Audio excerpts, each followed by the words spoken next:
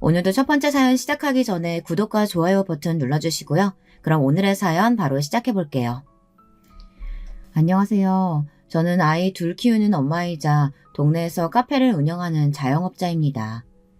여러분은 고진감래라는 말을 아시나요? 저희 친정 부모님은 어린 저희를 앉혀놓으시고 이런 말씀을 참 많이 하셨어요. 인생은 산을 넘듯 고비의 연속이지만 그래도 버티다 보면 그 끝엔 단 열매가 기다리고 있다고요. 그러니 참을성 있게 살고 성실하게 살다 보면 분명히 좋은 결과가 기다리고 있을 거라고요. 돌이켜보면 저는 친정부모님 말씀대로 꽤나 인내심을 가지고 인생을 살아왔던 것 같습니다.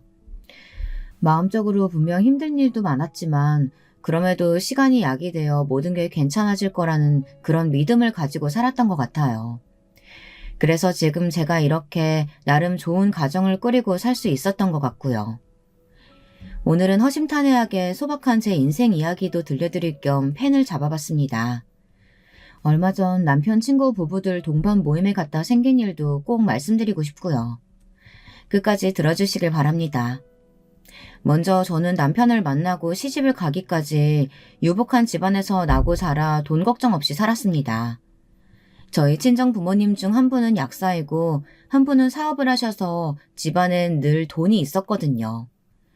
덕분에 저와 언니는 한 번도 돈 걱정을 하지 않고 학교를 다닐 수 있었어요. 그런데 그 안온함이 무너진 건 바로 제가 대학교에 재학하고 있던 시기였습니다. 어느 날 엄마께서 우는 목소리로 전화가 오셨고 상황 설명을 하시는데 제대로 알아들을 수가 없었어요. 나중에 알고 보니 저희 아빠의 사업이 갑자기 크게 빚더미에 오르면서 저희 집이 경매에 넘어갈 위기라고 하시더라고요. 정말이지 막막해졌습니다. 한 번도 가난해 본 적이 없던 저희 집이 그렇게 무너지게 될 줄은 꿈에도 몰랐죠.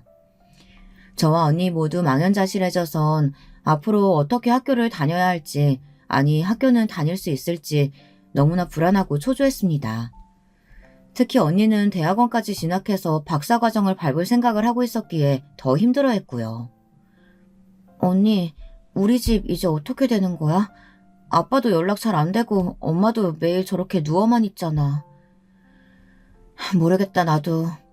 진이야, 확실한 건 우리 둘 다 이제 각자 살 길은 알아서 찾아야 할 것 같아. 부모님께 손 벌릴 생각 같은 건 이제 접어야 돼. 언니도 아르바이트 자리 구했어. 그러니까 너도 휴학하고 일단 돈부터 벌 생각해. 어느 정도 마음을 정리했던 건지 언니는 한숨을 푹푹 내쉬면서 저런 말을 하며 마음을 단단히 먹으라고 말하곤 했어요. 그리고 당시 언니의 현실적인 말은 마치 냉수를 맞은 듯 정신을 번쩍 깨게 했습니다.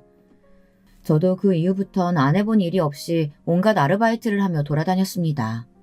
과외 아르바이트부터 시작해서 식당 서빙, 청소일 등 시간이 되는 한 돈을 주는 일이라면 뭐든 다 했습니다. 그렇게 부지런히 뛰어야 그 해에 학비를 모을 수 있었을 테니까요. 한 번도 고생을 안 해봤던지라 몸으로 뛰는 고생은 정신적으로도 무척 힘들었습니다. 하루하루가 마치 전쟁터 같고 하루가 끝나고 나면 오늘도 겨우 살아남았구나 이런 생각이 들었죠. 그러던 중 저는 남편을 만나게 되었습니다. 남편은 부지런히 뛰어다니는 저를 늘 안쓰러워하는 선배 중 하나였어요. 저희 집 사정이 안 좋아졌다는 걸 동기들에게 듣고는 은근히 챙겨주는 방식으로 다가오더군요. 저는 당시 연애고 뭐고 생각할 정신도 없었기에 남편을 신경 쓸 겨를도 없었지만 남편이 저에게 마음이 있다는 건 눈치채고 있었습니다.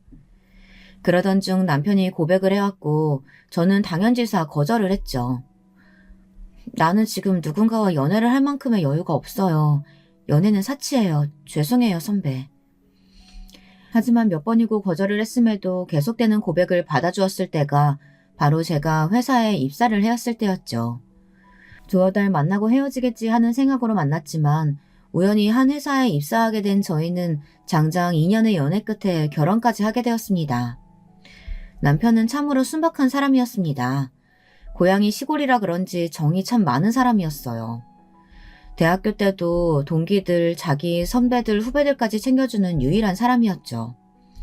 남편의 시부모님도 모두 시골에 아직 살고 계셨는데 남편과 같았습니다. 아유, 우리 민식이가 누굴 데려오나 했는데 이렇게 이쁜 아가씨 데려오네. 고마워라. 다른 건 몰라도 우리는 여기 시골에 계속 살 거고 하니까 우리 신경 쓸 거 없이 그냥 둘만 이쁘게 살아줘. 네, 어머니 감사합니다. 그나저나 허리는 괜찮으세요? 저번에 논일하시다가 허리 다치셨다고 들었는데 한의원은 가보셨어요? 아유, 우리 새애기가 벌써부터 내 걱정을 다 해주네. 나는 괜찮아. 농사 짓는 늙은이들이야 허리가 한 번씩 아프다가 또 말짱해지고 그러는 거지 뭐. 그래도 어머님, 아프시면 꼭 한의원 방문하시고 약도 챙겨 드시고 하세요. 딱히 시어머니에게 살뜰히 대하려고 의도했던 건 아니었는데 워낙에 좋은 분이라는 게 느껴지니 저도 모르게 살갑게 굴게 되더라고요. 그런데 저희 시어머니는 그것이 무척 좋으셨나 봅니다. 결혼하시고서도 제 자랑을 얼마나 하시던지 동네 분들에게 서울에서 너무 똑똑하고 예쁜 며느리를 얻었다고 말씀하시는 덕분에 몇 번이나 얼굴이 붉어졌습니다. 저희 친정엄마께서도 약사이셨던지라 좋은 영양제나 비타민이 나오면 시어머니를 챙겨드리라고 드리곤 했어요. 당시는 저희 집이 어느 정도 안정기에 들어섰던 터니 저희 엄마도 아빠도 다시 일을 이어가고 계셨거든요. 사부인이 참 좋으신 것 같더라. 너를 아주 많이 이뻐하시는 것 같아. 눈빛에서부터 그게 보이더라니까? 친정엄마는 이런 말씀을 하시며 한숨 놓았다고 다행이라고 말씀하시곤 했습니다. 엄마는 제가 시어머니에게 친딸처럼 사랑을 많이 받길 원하셨거든요. 엄마의 바람이 이루어진 거나 다름없었으니 친정엄마는 우리 애 이뻐해 주셔서 고맙다고 시어머니를 종종 챙겨드리곤 했습니다. 그렇게 저는 고부 갈등 없이 남편과의 사이도 아주 무난하게 신혼생활을 지나왔습니다. 허나 인생은 하나의 고비를 넘으면 또 하나의 고비가 기다리고 있다고 하잖아요. 바로 저희 친정엄마께서 알아놓으시면서 병원 신세를 지게 되신 겁니다. 늘 본인의 건강을 잘 챙기고 있다고 자부하시던 분이 갑자기 쓰러지셔 병원으로 이송되었는데 검사 결과 암이었습니다. 그것도 꽤 진행된 상태였죠. 엄마가 건강하리라 굳게 믿고 있던 저로서는 너무나 큰 충격이었습니다. 그때 엄마의 병수발을 들면서 저는 누구든 저를 떠날 수 있다는 사실을 알게 되었고 엄마가 실제로 1, 2년 병원으로 고생하시다 떠나게 되었을 땐 정말이지 가슴이 무너지는 충격을 안게 되었습니다. 엄마에게 아직 떠나지 말라는 인사도 제대로 하지 못한 채 허망하게 보내고 말았는데요. 그때 느꼈던 마음의 공허함은 이루 말할 수가 없었죠. 남편과 시부모님이 저를 붙잡아주지 않았다면 저는 정말이지 많이 무너졌을 겁니다. 며느라가 네가 얼마나 마음이 힘들겠어. 나도 어린 시절에 엄마 여의고 정말 힘들었단다. 그래도 밥 잘 챙겨 먹고 힘들면 나한테 언제든 의지하렴. 네, 어머니 고맙습니다. 정말 어머님 아니었다면 지금 제가 어떻게 버텼을지 상상도 가지 않아요. 시어머니와 시아버지는 이 시기 저희 집을 가끔 드나드시며 따뜻함을 안겨주셨습니다. 저는 그런 어머님과 아버님에게 의지하며 남편에게 의지하며 힘겹게 엄마를 떠나보냈고요. 그러다 친정어머니를 이른 시기에 보내고 저는 아이를 임신하게 되었는데요. 첫 아이를 임신하고 출산했을 때 엄마가 옆에서 이 순간을 지켜보셨다면 정말 좋았을 것이란 생각이 들더라고요. 늘 저 닮은 딸을 기대하셨던 분이라 더 엄마 생각이 많이 났어요. 그래도 시간이 약이 될 거란 주문 같은 말을 외우며 저는 열심히 아이를 키우고 또 남편 뒷바라지하며 엄마가 되었습니다.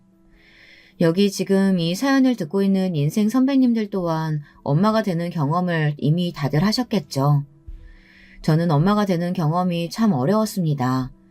처녀였을 적 하던 것들을 포기하고 한 아이의 엄마로서 생명을 책임지고 돌본다는 것이 너무 어렵고 또 가끔은 아이 키우는데 답이 없다는 생각이 들어 더 막막하더라고요. 특히 저희 딸은 말을 잘 듣지 않고 어렸을 때부터 잘 우는 편이라 달래주는 게 너무 힘들었어요.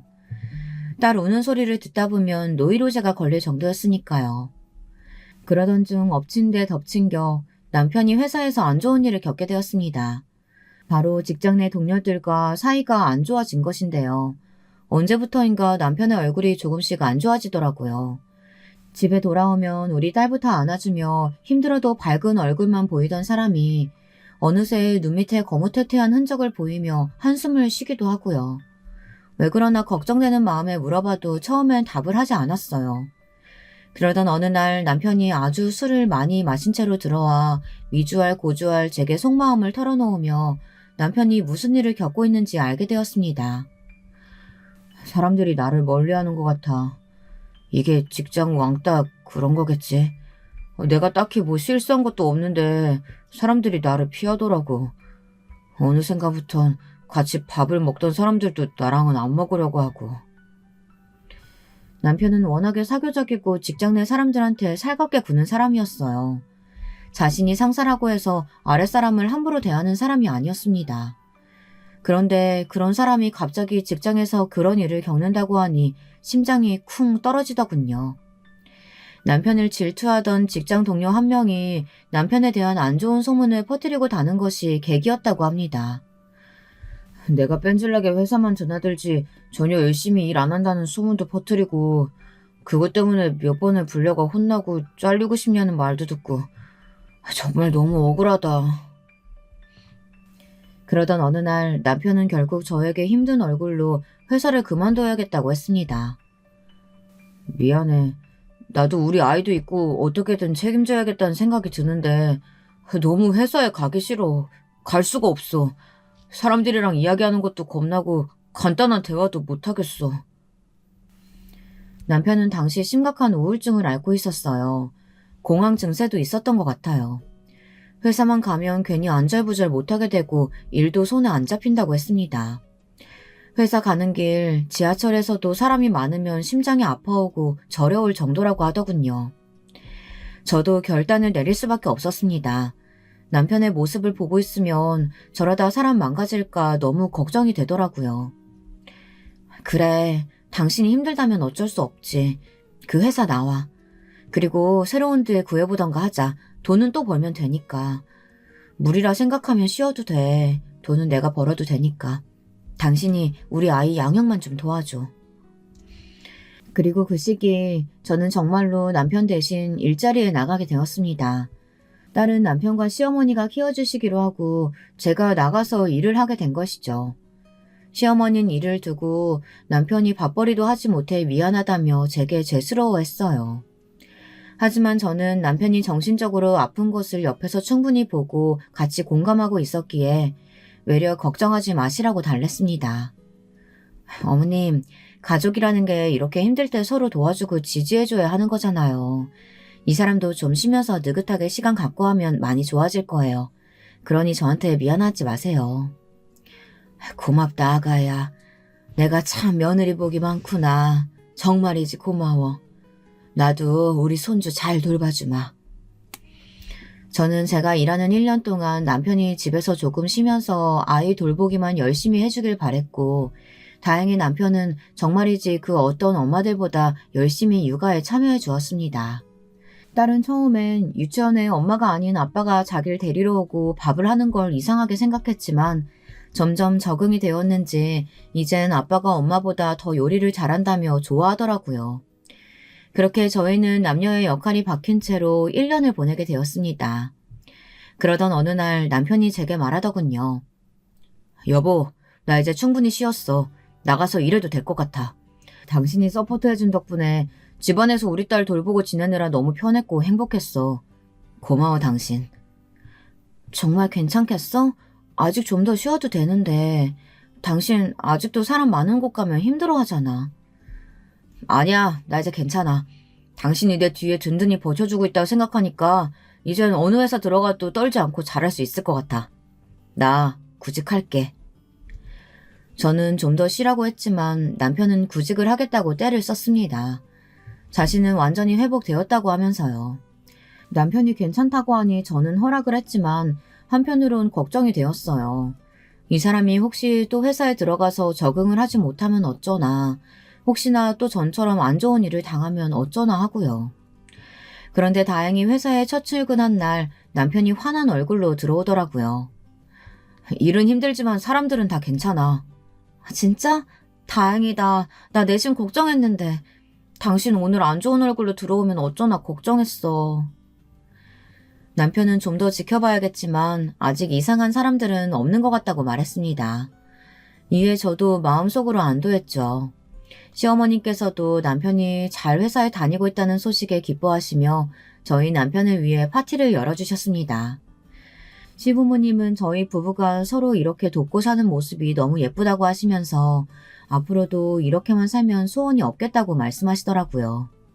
그런데 그날 남편이 조금 술에 취했는지 나중에 제가 운전하며 집에 돌아오는 길 갑자기 자기 친구들 이야기를 꺼내더라고요.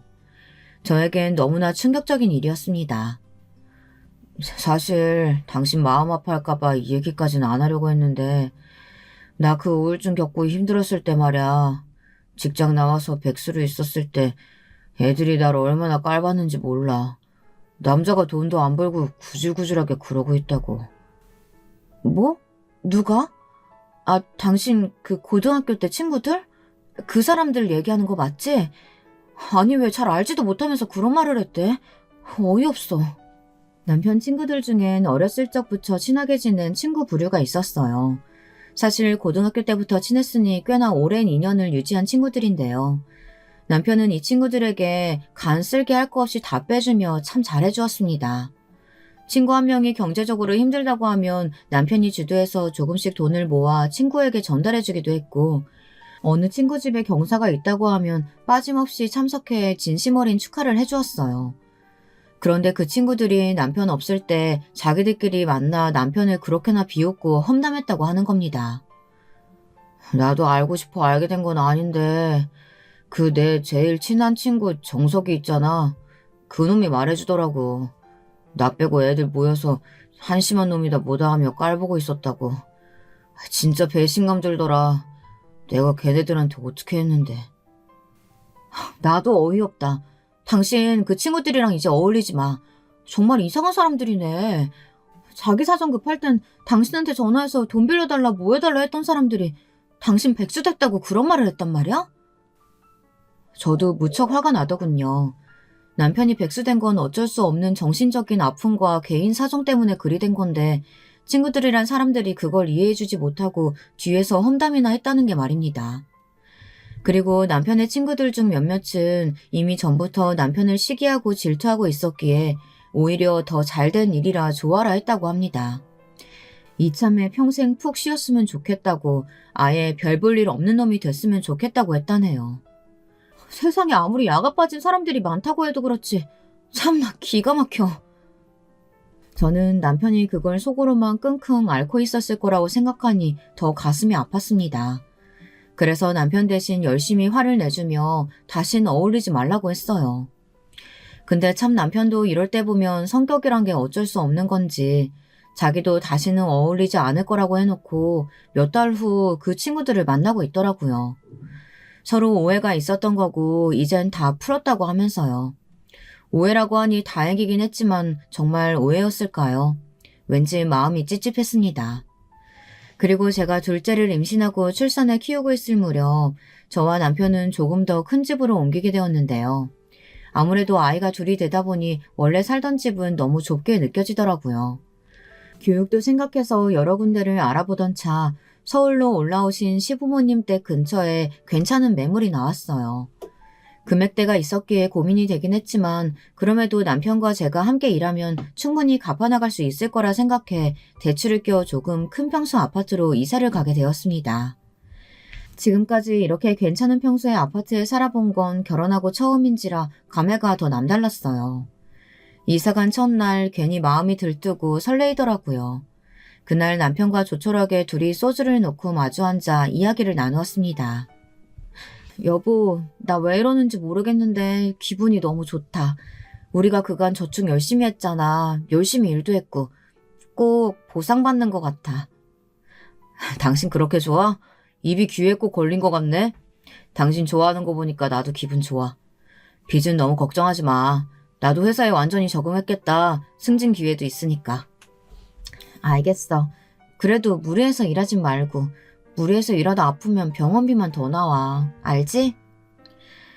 그렇게 저희는 웃으며 자축을 했습니다. 그런데 그때 남편이 집들이에 자기 친구들을 초대하자고 하더군요. 친구들에게도 집자랑도 할 겸 이야기도 하고 싶다고요. 그러면서 친구 중 한 명이 최근 어머니를 보내고 마음이 울적해 보인다면서 친구들끼리 모여 이야기하는 시간을 갖고 싶다고 했어요. 당신도 알지? 윤식이라고. 걔가 요즘 많이 우울해 보이더라고. 얼굴이 팍 상한 게 10년은 늙어 보인다니까. 걱정되더라. 어딜 가든 다른 사람부터 생각하는 남편이었습니다. 전에 남편이 술을 먹고 했던 얘기가 생각나서 사실 저는 약간 개의치 않긴 했지만 남편의 마음을 생각해 알겠다고 했죠. 그리고 그날 일이 벌어졌습니다. 그날은 집들이 준비를 하기 위해 아이들을 시댁에 맡기고 바쁘게 움직이고 있었는데요. 아침부터 재료를 손질하고 이것저것 요리를 하고 하다 보니 시간이 생각보다 빠르게 흘러가더라고요. 어느새 약속 시간인 오후 6시가 되어 남편 친구들을 맞이했습니다. 남편의 친구들은 하나같이 저를 반가워했습니다. 저 역시도 오랜만에 본다면서 허심탄회하게 맞아주었어요. 다들 센스있게 집들이 선물도 사왔고 모두 제가 만든 음식을 먹으며 요리 솜씨가 최고라며 치켜세워주는 분위기가 나쁘지 않았어요. 그때 남편의 친구 한 명이 술을 꺼내들더군요. 우리 기분도 좋은데 위스키 이거 같이 깔까요? 제주씨도 사양하지 말고 같이 드시게요? 저는 술 잘 못 마시는데 한 잔만 받을게요. 남편 친구는 저도 꼭 같이 먹어야 한다며 계속 술을 부어줬어요.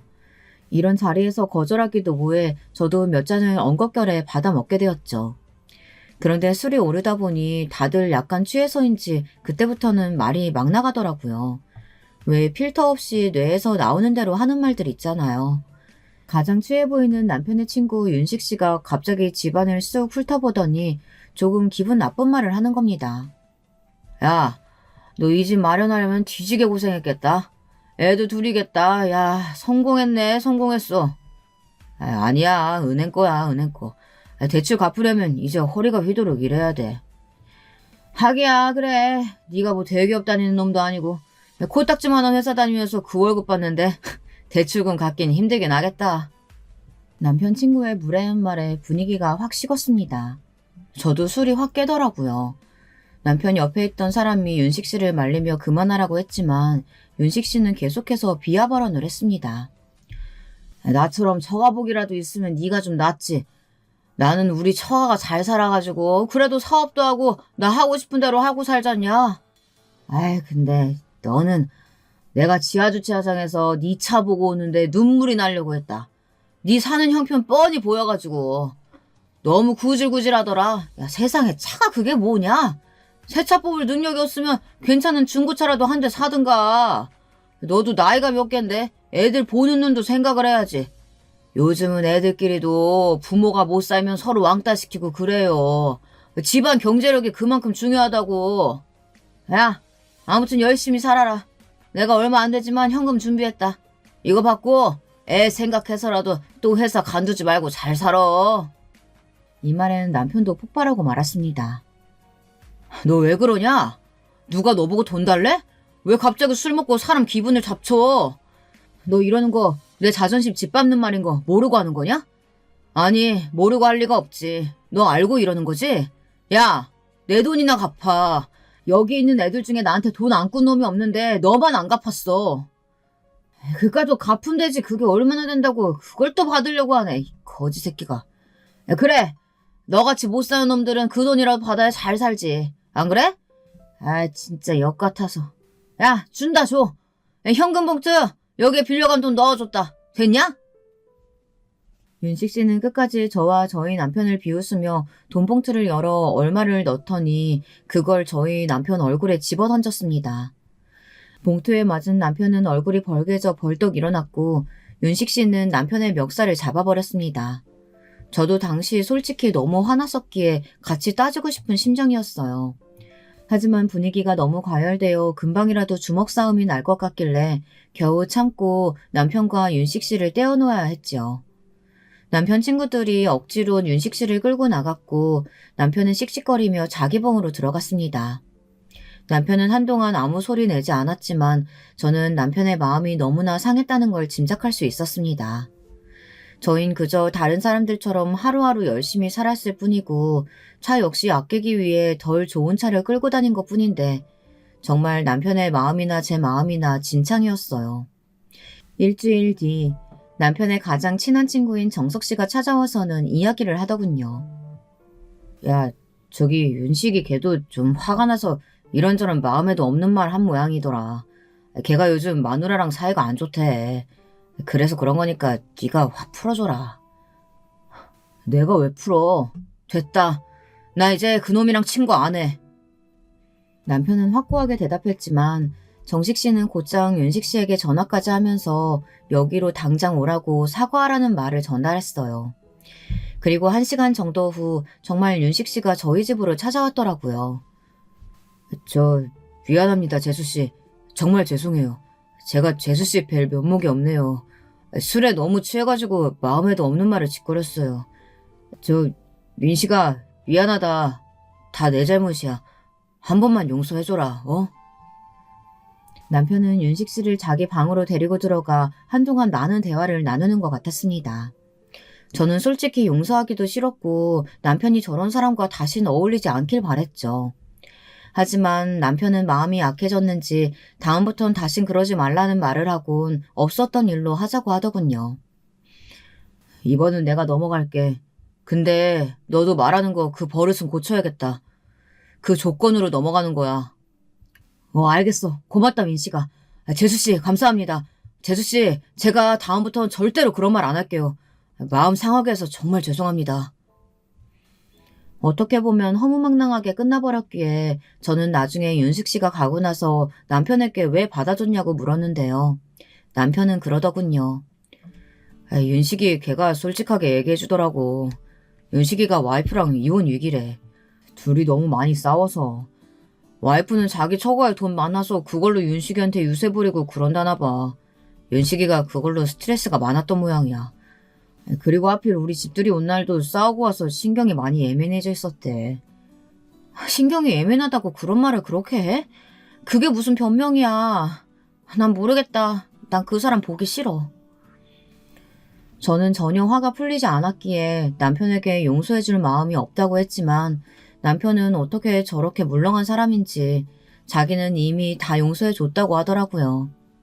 이때 전 남편이 저와 성격이 많이 다르다는 걸 느꼈고 너무나 이해가 되지 않았습니다. 솔직히 여러분들도 그렇지 않나요? 여러분들이라면 어떠실 것 같으신가요? 여러분을 한꺼번에 대놓고 모욕 준 사람을 쉽게 용서하실 수 있나요? 저는 아니었습니다. 남편이 물렁한 태도를 보이니 그게 답답할 뿐이었죠. 심지어 주변에서도 남편이 넘어갔으면 저도 넘어가라는 식으로 좋은 게 좋은 거다 이런 식으로 얘기하더라고요. 그래서 그런지 한편으로는 내가 너무 예민한 건가 싶었습니다. 그런데 여러분, 사람 쉽게 안 바뀐다고 하죠. 남편은 그 사람이 다신 그런 말 하지 않을 거라고 한 번만 넘어가 주자고 했지만 사건은 또 터지고 말았습니다. 때는 저희가 아이 둘을 양육하다가 둘째 아이에게 문제가 생긴 것이었는데요. 둘째 아이가 갑자기 어느 날부터 고열을 앓고 배가 아프다고 하더라고요. 왜 그래, 정민아? 또 아파? 엄마, 나 너무 아파. 나 병원 데려가줘. 가까운 병원에 가면 단순 감기라고 했는데 이런 일이 잦아지니 불안해지더라고요. 제가 다른 건 몰라도 아이들 건강 문제엔 굉장히 예민했거든요. 그래서 시어머니와도 상의해보니 큰 병원에 데려가 진찰받게 하라고 하시기에 둘째를 데리고 급히 큰 병원에 데려갔습니다. 그리고 그곳에서 너무나 청천벽력 같은 판정을 받게 되었죠. 소아암이었습니다. 그날 정말 복도가 떠나가라 온 것 같았습니다. 남편도 저도 서로를 붙들고 얼마나 울었는지 몰라요. 차마 아이에게 이런 제 모습을 보여줄 수 없어 저희 둘이서 숨죽여 끙끙대며 울었었는데 아이에게 못해준 것들만 생각이 자꾸 나더라고요. 아이가 아프면 정말 대신 아파주고 싶은 심정이라는데 저희의 심정이 딱 그랬습니다. 우리 아이가 병원에서 신음소리를 흘리며 아파할 때마다 차라리 제가 대신 아파주고 싶었어요. 그때부터 저는 교회에 나가 믿지 않았던 신을 찾으며 제발 우리 아이 빨리 낳게 해달라 그런 기도를 드렸던 것 같아요. 우리 아이는 좋아졌다 나빠졌다 상태를 반복했지만 아이의 건강 문제와는 별개로 현실적인 문제도 생겼습니다. 아이의 병원비를 계속 대야 하니 남편이 벌어오는 돈만으로는 부족해진 것이죠. 저는 이미 두 아이를 양육하면서 일을 그만둔 상태였고 지금으로서 할 수 있는 것은 잠깐 짬내어 할 수 있는 아르바이트 뿐이었습니다. 하지만 그걸론 병원비를 메꿀 턱도 없었습니다. 그땐 저희 친정아빠와 시부모님에게 도움을 청해야 했죠. 근데 그게 또 내키지 않더라고요. 뻔히 여유가 없는 걸 아는데 그걸 알고도 돈을 달라고 말하는 것이 쉽게 입이 떼어지지 않았습니다. 그런데 제가 그런 고민을 하고 있으니 옆에서 남편이 자기 친구들에게 도움을 요청할까 묻더군요.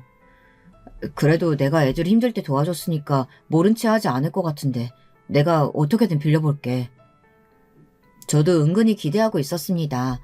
왜냐하면 남편이 정말로 자기 친구들이 어려울 때 한 번도 그 부탁을 거절하거나 외면해 본 적이 없었거든요. 오히려 더 돈을 보태 빌려줬으면 빌려줬지 한 번도 자기 사정 어렵다고 말하며 돌려보낸 적이 없었습니다. 특히 남편에게 심한 말을 했던 윤식 씨가 그 이후 아내 몰래 도박을 하다 걸려 빚을 지게 되었을 때도 남편이 먼저 손을 내밀어 주었습니다. 세상에 이런 사람이 어디 있나요? 그래서 전 남편이 부탁을 하러 친구들을 만나러 간다는 날도 좋은 소식을 기대하고 있었어요. 그런데 남편이 풀 죽은 얼굴로 들어오더군요. 어떻게 된 거야? 잘 안 됐어? 애들이 다들 힘들다고 하더라고. 자영업 하는 애들은 그런 애들대로 경기가 안 좋다고 하고 회사 다니는 애들은 다 마누라가 경제권 잡고 있다고 하고 승진 못해서 허덕이는 애들도 있다고 하고 차마 더 강하게 돈 달라는 말이 안 나오더라고. 남편이 붉어진 얼굴로 더듬더듬 그 말을 내뱉는데 저는 가슴이 미어졌습니다. 동시에 화도 났습니다. 우리 남편에게 하나같이 도움을 받은 사람들이었으니까요. 정말 기가 차기도 하고 남편의 얼굴이 안 되어 보이기도 하고요. 아니 그 사람들 정말 이상한 사람들이다. 이런 법이 어딨어. 짐승도 이러진 않겠다. 그 사람들 다 당신한테 돈 빌려간 사람들 아니야? 우리가 지금까지 어떻게 했는데. 특히 윤식 씨는 그러면 안 되지. 여보 미안해 내가 조금만 능력 있는 놈이었다면 내 자식 병원비 정도는 감당할 수 있었을 텐데 내가 부족한 놈이라서. 그 와중에도 남편은 자기 친구들 탓할 생각은 안 하고 이렇게 말하며 이내에 눈물을 터뜨렸습니다. 아마 남편 역시 친구들에게 배신감도 느끼고 화도 났겠죠. 그런데 그보단 자신의 능력이 없다는 사실에 더 꽂혀 있었나 봅니다. 능력이 없어 이렇게 된 것 같다며 눈물을 터뜨리더라고요. 저 역시 당시엔 너무 화가 나서 분노의 화살을 남편 친구들에게 또 남편에게 돌릴까 하다가 남편이 꺽꺽거리며 울고 있으니 화도 못 내고 그냥 남편을 토닥여주게 되었습니다. 그리고 친정 아빠를 찾아갔죠. 아빠는 제가 대문 문을 열고 들어온 순간부터 왜 들어온지 아시는 것 같은 얼굴이었어요. 아빠 죄송해요. 자식이 돼서 아빠 용돈 드려야 할 나이에 이렇게 돈을 빌리네요. 제가 너무 면목이 없어요. 아니야, 뭐가 미안해. 그냥 우리 손주만 생각하자. 알았지? 너도 잘 먹고 다니고 얼굴 많이 상했다. 아빠도 시부모님도 흔쾌히 돈을 대주시긴 했지만 사실 마음이 불편했습니다. 연로하신 부모님에게 도움은 못 되드릴 망정 돈을 얻어가니 마음이 영 찝찝하고 괜히 제가 죄스럽고 그렇더라고요. 이럴 거면 한 푼이라도 허리띠 더 졸라서 더 저축해 놓을 걸. 그런 별별 후회가 다 들었습니다. 그리고 이 시기에 남편도 자기 친구들과 연을 끊고 지내게 되었고요. 그러던 어느 날 남편의 친구인 윤식 씨로부터 연락이 왔어요. 저희 아이를 볼 겸 병원에 한번 찾아오고 싶다고 하더라고요. 굳이 와야 한대? 도대체 왜? 나 그 사람 얼굴 보기 불편한데. 사실 윤식 씨가 찾아올 때까지만 해도 남편 친구들 중 저희 아이를 보러 온 사람이 한 명도 없었습니다. 정말 어이없죠. 그래서 어떤 면에선 반가워해야 맞았으나 남편 부탁을 거절했던 생각이 나서 저도 말이 곱게 안 나가더라고요. 그런데 남편 말로는 윤식 씨가 어떻게든 오고 싶어 한다며 계속해서 병원을 묻는다고 어쩔 수 없이 알려줬다고 하는 겁니다. 아니 왜 나한테 상의도 없이 그랬어 당신은. 미안해. 근데 윤식이가 자꾸 오겠다고 자꾸 그러는데 나도 모르게 주소를 말해버렸네. 남편에게 불편한 마음이 불똥같이 튀어 그날 저희는 사소한 부부싸움을 하고 있었어요. 그리고 다음날 윤식 씨가 들이닥쳤고요. 윤식 씨는 혼자 오지 않았더라고요. 예상외로 자기 와이프와 함께 왔죠. 처음엔 불편한 마음에 대면대면했지만 윤식 씨는 그간 못 와서 너무 미안하다며 저희 아이를 보더니 눈물까지 글썽이더라고요. 그리고 이날 저희 아이를 한창 보다 저를 잠깐 복도로 부르더군요. 재수씨, 제가 못된 말도 하고 심기도 불편하게 해드렸는데 그날 민식이 부탁도 못 들어주고 마음이 내내 안 좋았어요. 일단 저 어렵게 마련해가지고 왔으니까 이 돈 받으세요. 네? 아니... 얼마 안 돼요. 그러니까 얼른 받아주세요. 저도 사실 처가복으로 벌어먹고 사는 사람이라 우리 와이프한테 부탁을 해야 했어요. 다행히 와이프가 괜찮다고 흔쾌히 빌려주려고 하더라고요. 아이가 아픈데 당연히 그래야 하지 않겠냐면서요. 정말요? 세상에, 무슨 말을 해야 될지 모르겠어요. 예상하지 못했어서. 그날 전 진심으로 윤식 씨에게 고마웠습니다. 얼마 되지 않는다며 건넨 돈봉투에는 꽤나 많은 돈이 들어있었고 그 돈이면 정말 돈 걱정 없이 우리 아이를 보살필 수 있겠더군요. 남편 역시 윤식 씨에게 고마운 마음을 전하며 그간 자기 멋대로 오해하고 있었다고 언젠간 소주 한잔 하자며 잘 풀었습니다. 솔직히 그전까진 남편의 친구들 다 이상한 사람들이라고 생각하고 속으로 미워하고 있었건만 그래도 윤식 씨만은 아주 나쁜 사람은 아니었구나 하는 생각이 들었어요. 허나 어이없게도 이것은 명명백백한 착각이었음이 드러났습니다. 저희 아이가 아픈 시기가 2년 3년 지속되면서부터 저도 아이 곁을 지키며 부업으로 할 수 있는 일들을 알아보았죠. 사실상 돈은 얼마 되지 않았지만 그래도 제가 대학을 나와 번역 아르바이트라도 할 수 있는 것에 감사하면서 그 푼돈을 들고 그렇게 버티어 나가야 했어요. 그런 힘든 시기를 조금씩 흘려보내고 난 후 기적과도 같은 일이 생겼습니다. 신이 저희의 소원을 들어줬다고 그렇게 믿고 싶은데요. 바로 우리 아이가 완쾌 판정을 받은 것이랍니다. 다른 여느 아이들처럼 학교에 갈 수도 있고 아프지 않고 그저 건강하게 살 수 있게 된 것이었죠. 처음부터 완쾌가 힘든 병이란 말을 들어서 마음을 비우려고 노력했는데 막상 완쾌 판정을 듣는 날 얼마나 울컥하던지 이날도 남편과 둘이 붙들고 앉아 엉엉 울곤 했답니다. 저희가 아이의 병 소식을 처음 알게 된 그날처럼요. 이 무렵엔 우리 아이도 어느덧 커서 부모님 마음을 짐작하고 헤아릴 수 있는 나이가 되었는데요. 저희에게 고맙다는 말을 하더군요. 엄마, 아빠, 그간 나 때문에 힘들었을 텐데 고맙고 너무 미안해요. 참으로 속이 깊은 아이였습니다. 또 병원에서 자란 아이라 할지라도 워낙에 밝고 사교성이 좋은지라 학교에 가서 친구들과도 잘 어울리고 공부도 따라잡는 모습에 참 흐뭇했습니다. 저와 남편 둘 다 이제야 마음이 완전히 놓이면서 우리 가정에 평화가 오나 싶었죠. 그리고 아이가 건강해지면서 저희 남편이 회사를 나와 차린 가게가 잘 되면서 경제적으로도 부족함이 없어지게 되었습니다. 이것도 복이라면 정말 큰 복인데요. 남편은 저의 기도 덕분이라고 하지만 제가 보기엔 남편의 성실함, 한결같음이 좋은 운을 만나 이루어진 결과가 아니었나 싶습니다. 저희가 처음에 차린 가게는 소자본으로 할 수 있는 작은 카페였는데요. 여기에 남편이 이런저런 메뉴를 도입하면서 별다른 광고도 하지 않았는데 점점 입소문이 났거든요. 남편이 평상시 카페를 다니면서 메뉴를 봐두었던 안목과 매일 늦게까지 문을 열어두었던 것이 빛을 발휘한 것 같습니다. 특히 남편은 손님들에게 정말 친절했거든요. 물론 자영업이 무조건 친절한다고 해서 장사가 잘 되는 건 아니지만 남편의 부담스럽지 않은 친절함은 단골 손님들을 모으는 데 한몫했던 것 같습니다.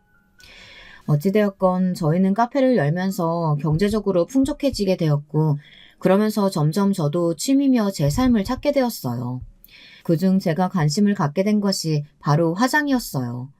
뜬금없이 들릴 수도 있겠지만 외려 나이를 먹고 하니까 하나둘 늘어나는 주름살도 보이고 제가 아이 돌보랴 돈 버느랴 잊고 살았던 것이 제 외모라는 생각이 새삼 들더라고요. 사실 아픈 아이 돌보고 하루하루 사는 거에 급급하다 보면 화장을 하고 다니는 제 모습이 외려 더 어색하게 느껴지고 사치란 생각도 들었거든요. 근데 어느 날 문득 거울을 보니 이제는 나를 좀 더 가꾸고 나를 좀 더 아껴줘야겠다는 생각이 들더라고요. 그러지 않으면 정말 후회할 것 같아. 지금부터라도 나한테 조금이라도 좋은 옷 입혀주고 좋은 거 먹여주면서 나한테 투자해야겠어. 다행히 남편도 이런 제 변화를 지지해 주었어요. 그래서 제가 조금 과한 화장을 하고 다니든 옷을 젊게 입으려고 하든 신경 쓰지 않고 저 하고 싶은 대로 다 하라고 해주었습니다. 당신 그간 얼마나 고생이 많았어. 나이가 무슨 상관이야. 괜히 사람들 시선 신경 쓰지 말고 당신 좋아하는 롱부츠 마음껏 신고 스커트도 신고 다녀. 나는 당신 꾸미는 모습 보기 좋더라. 내가 이제야 당신한테 마음의 빚을 갚는 기분이 들어. 그간 당신 고생 많았으니까 이제는 내가 버는 돈으로 조금이라도 편하게 살아. 고마워 여보, 정말로. 당신이 그렇게 말해주니까 나 막 더 꾸미고 싶어지고 자신감도 생기고 그런다. 그렇게 저희 가정이 드디어 화목해질 무렵 남편의 친구들로부터 연락이 온 겁니다. 바로 오늘 사연의 하이라이트나 다름없으니 끝까지 들어주세요. 남편 친구들은 부부 동반 모임을 하니까 오랜만에 얼굴을 보자고 하더군요. 본론부터 말하자면 남편과 저는 가기로 했습니다. 안 볼 이유야 차고 넘쳤죠. 그런데 이 문자를 받고 나서 저희가 잘 사는 모습을 꼭 보여주고 싶더라고요. 사건의 발단은 이러했어요. 풀어 설명드리자면 남편 친구인 윤식 씨가 남편이 단체 카톡방에 들어와 있는 줄 모르고 문자를 보낸 겁니다. 야, 그놈 온대냐? 내 돈 받아 처먹은 놈? 애 아프다고 빌빌거리더니만 내가 돈 주니까 넙죽 받아가지고 얼마나 감격해하던지. 그 표정이 진짜 볼만했는데. 걔 요즘도 그러고 산대? 처음 저는 제가 잘못 본 줄 알았어요. 남편이 화난 얼굴로 들어와 이 카톡을 보여주는데 정말 윤식 씨인가 싶었습니다. 그런데 거기에 줄줄이 답장이 달리더군요. 그제야 남편이 뒤에서 어떤 대접을 받고 살았는지 낱낱이 알 수 있었습니다. 야, 오지 안 오겠냐? 쪽팔리긴 하겠지만 또 돈 달라고 오겠지. 지질이 궁상으로 사는 놈. 하여튼 난 그 놈 보면 인생 답답하다니까. 나 같으면 자존심 상해서라도 못 그럴 텐데 걔 지 자식 아프다고 돈 빌리려고 한 이후에도 우리한테 계속 연락했잖아. 한 푼만 어떻게 안 되겠냐고. 어찌나 불쌍하든지. 정말 손이 부들부들 떨리더군요. 이 카톡을 보고 나니 남편도 저도 화가 치받쳤어요. 여보, 나 가야겠어.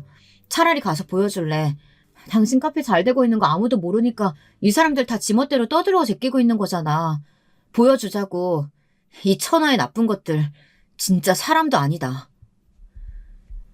남편도 무척 화가 많이 나 있었기에 물불 가릴 거 없는 상태였습니다. 저희는 부부 동창 모임 날이 오기만을 기다렸고 당일 최대한으로 치장하고 나갔습니다. 저도 꾸미는 거에 관심이 많았으니 제 개성대로 하고 나갔고 남편 역시 일부러 명품을 사입고 나갔습니다. 평소 저희가 경제적인 여유가 된다 해도 명품을 굳이 사입거나 하진 않았지만 그날은 꼭 그러고 싶더라고요. 모임 날 저희가 들어오니 반응은 대단했습니다. 어떤 반응이었냐고요? 다들 부정적인 시선으로 저희를 보고 있더라고요. 빈대 같은 놈들이 올 줄 알았는데 생각보다 빛깔이 좋고 잘 사는 듯 보이니 놀라는 반응도 있었고요. 아니, 야, 너 어떻게 뭐하고 지냈길래 저런 차를 몰고 다니냐? 뭐 별거 안 해. 카페 몇 개 하고 있어. 오랜만에 보는 남편 친구 중 한 명은 대놓고 묻기도 했습니다. 남편은 별건 아닌 것처럼 대답했고요. 그런데 남편의 대꾸에 시기 질투라도 생겼는지 몇 명은 구태여 꼬치꼬치 묻더군요. 규모가 어느 정도냐, 무리해서 사업 벌린 건 아니냐 하는 식으로요. 개중엔 마치 걱정하는 듯 하지만 남편을 어떻게든 낮추고 싶어하는 심리가 잔뜩 배어 있었습니다. 심보가 꼬여도 단단히 꼬인 인간들이었죠. 그때부터 남편도 화가 났는지 술만 조용히 먹기 시작하더라고요. 그러다 갑자기 남편 친구 와이프 중 한 명이 제게 묻더군요.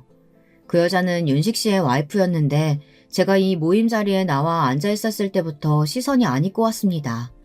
계속해서 저를 위아래로 훑어보며 뭐라 시비를 걸고 싶어하는 눈치였거든요. 원래 그런 건 본능적으로 알게 되잖아요. 저는 일부러 무시하며 조용히 남편하고만 대화하고 있었지만 그 여자는 괜히 다른 여자들과 쑥덕거리며 저를 쳐다보더군요. 그 쑥덕거림이 지나칠 정도로 다 들렸다는 게 문제였지만요. 너무 유치해서 할 말이 없었습니다. 아니, 민식 씨 와이프 이미지가 원래 저랬나? 세상에, 나이 처먹고 저게 뭐래? 주름살이 몇 개인데 저러고 다니는 거야. 동네 창피하지도 않나 봐. 그러니까, 아니, 꼭 술집 여자 같지 않아? 뒷담화라고 해야 할지 앞담화라고 해야 할지 모를 수준이었습니다. 저는 이 여자들을 어떻게 상대해줘야 할지 머리를 굴리고 있었고요. 같이 뻔뻔하게 소리를 지르고 맞대응해봤자 똑같은 사람이 될 것 같았고, 그렇다고 완전히 무시하자니 저를 너무 모욕하고 있었죠. 그런데 저희 남편이 갑자기 벌떡 일어나 소주병을 테이블에 쾅 치더라고요. 그 소리가 너무 커서 남편 쪽으로 모두 시선이 주목되었죠. 그리고 일이 바로 일어났습니다. 남편이 일을 쳐버렸어요. 그 여자들의 뺨을 차례로 아주 야무지게 올려붙여 버리는 겁니다. 사실 저 역시 경황이 없어 남편을 말릴 새도 없었어요. 어디 천한 것들이 내 아내를 우롱해. 때린 거 고소해. 다 고소하라고. 여기 한 번만이라도 내 손 안 벌린 놈들 있어? 이 천벌 받을 놈들. 남편의 말이 끝나자마자 한 여자는 남편의 멱살을 붙들고 남편의 친구 중 하나는 남편에게 주먹을 날리기도 했습니다. 하지만 남편은 몸이 좋은 사람이었어요. 그 친구 한 명을 거칠게 떨궈내더니 나가버렸습니다. 순간 울컥해 저는 남편을 붙잡고 대화를 할까 하다 말았어요. 저도 남편도 집에 들어올 때까지 서로 아무 말이 없었지만 알고 있었습니다. 이게 그들에 대해 오랫동안 묵혀둔 복수이고 실제로 10년 묵은 한이 내려가는 듯한 느낌이 들어 속도 시원했어요. 뺨을 맞아도 싼 인간들, 짐승 같지도 않은 인간들 참교육해준 거였으니 어떤 후회도 없었습니다. 물론 남편에게 맞은 게 억울하다며 남편의 친구들은 바로 법적으로 조치를 취했습니다. 남편을 고소한 거죠. 하지만 저희 역시도 변호사를 고용했고 지금까지도 법적 분쟁은 이어지고 있답니다. 물론 신체적으로 위협을 가했다는 것이 잘했다는 건 아니에요. 그냥 저희의 마음엔 후회가 없었다는 거죠. 여러분들이 이걸 응원해주고 지지해주길 바라는 마음으로 사연을 남기는 건 아닙니다. 다른 방법도 있었을 거라고 생각해요. 말로 얘기할 수도 있었을 거고 그냥 무시해버릴 수도 있었겠죠. 하지만 제가 그런 일을 당했을 때 남편이 가만히 있었다면 저는 더 섭섭했을 것 같습니다. 처사가 과하긴 했지만 남편이 저를 위해 나서줬다는 거, 그리고 지금까지 자기가 당한 것을 돌려줬다는 거, 그게 더 속 시원하네요. 지금까지 사연 들어주셔서 감사하고요. 혹시라도 후기를 남길 기회가 온다면 다시 찾아오겠습니다. 그리고 이 사연을 혹시라도, 아주 혹시라도 남편 친구들이 듣게 된다면 말하고 싶네요. 제발 그렇게 살지 말고 하루라도 인간으로 살라고요. 그럼 여러분, 이제 진짜 마지막 인사드릴게요. 오늘 하루 스스로를 돌보며 근심 걱정 없는 하루 되시길 바랍니다. 여러분, 두 번째 사연 시작하기 전에 좋아요와 구독 꼭 눌러주실 거죠?